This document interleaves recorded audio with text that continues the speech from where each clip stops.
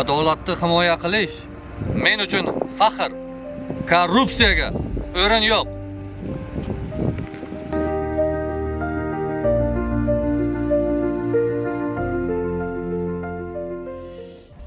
Men nafaqat bilim, balki halollikni ham o'rgataman.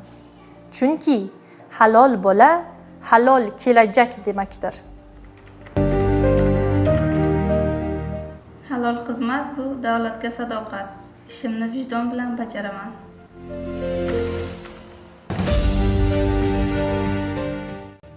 Biz yangi avlodmiz. Biz korrupsiyasiz jamiyatni quramiz.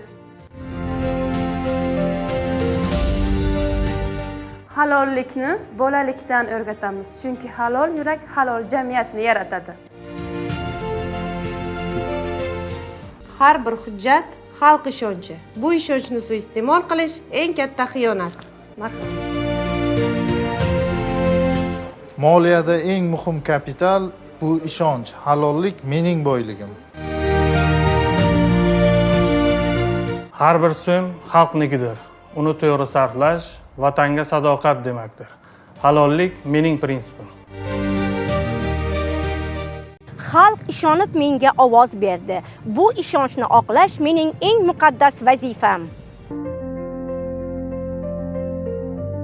Tartibda, Bilimda, Bolalikda, hujjatda, Ishonchda.